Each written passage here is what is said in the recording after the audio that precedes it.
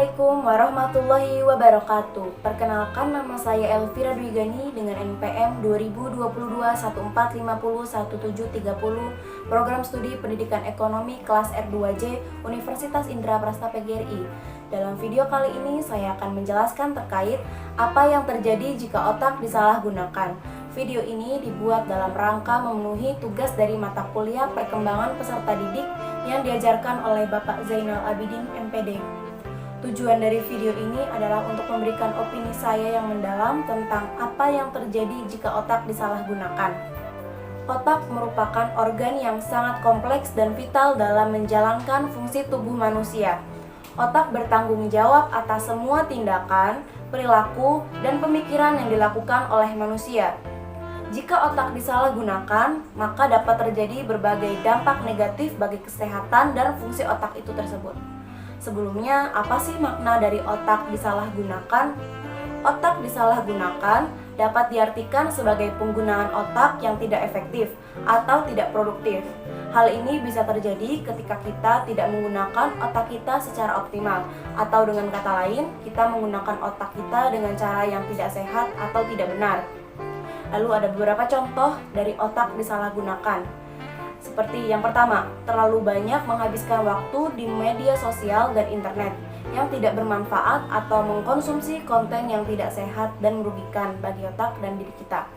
Lalu yang kedua, tidak tidur atau beristirahat dengan cukup, sehingga otak kita itu tidak bisa berfungsi secara optimal karena kurangnya tidur atau bahkan kita tidak beristirahat dengan cukup. Lalu yang ketiga, mengkonsumsi obat-obatan atau minuman beralkohol yang dapat merusak otak kita. 4. Tidak menstimulasi otak dengan cara yang benar. Jadi kita itu tidak membaca, menulis, atau belajar hal-hal baru. Yang kelima, menyalahgunakan kekuasaan atau memperdaya orang lain. Itu dengan cara pikiran yang licik dan tidak etis. Jadi otak disalahgunakan itu bisa merujuk pada keadaan di mana kita ini tidak bisa menggunakan potensi otak kita dengan cara yang baik, atau tidak menggunakan otak kita dengan cara yang merusak dan tidak sehat. Jadi kita itu tidak bisa menggunakan otak kita dengan baik, bahkan kita itu bisa merusak otak kita.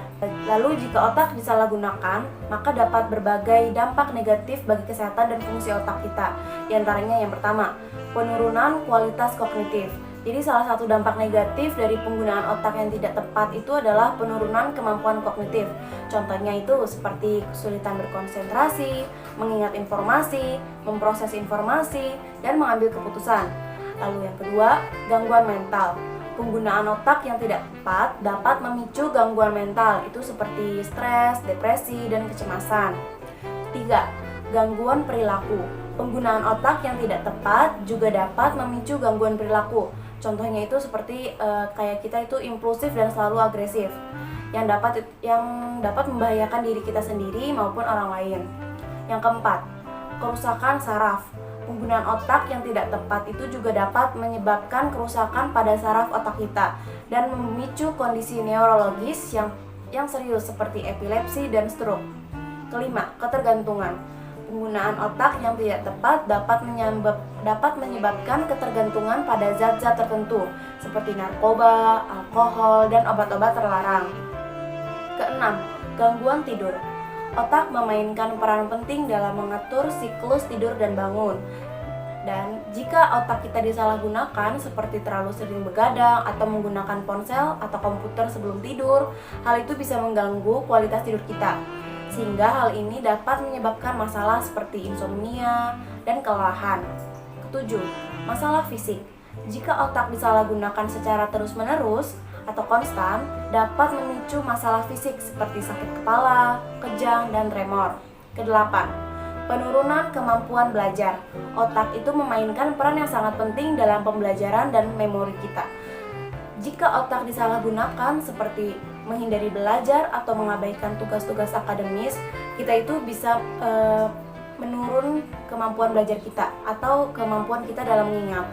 Hal ini itu bisa mengganggu kemampuan untuk mencapai tujuan pribadi dan tujuan kita untuk kedepannya. Oleh karena itu, penting banget nih bagi kita untuk menjaga otak dengan tepat dan bijak, sehingga dapat menjaga kesehatan dan fungsi otak yang optimal. Hal ini dapat dilakukan dengan cara menjaga pola hidup yang sehat, seperti pola makan yang seimbang, berolahraga secara teratur, tidur yang cukup, serta menghindari penggunaan zat-zat yang dapat merusak otak kita. Selain itu juga penting untuk menghindari kebiasaan yang dapat menguras energi otak. Contohnya itu seperti bermain game terlalu lama atau menonton TV terlalu lama. Jadi dalam kesimpulannya, otak itu sangat penting untuk kesehatan dan kinerja tubuh dan pikiran kita.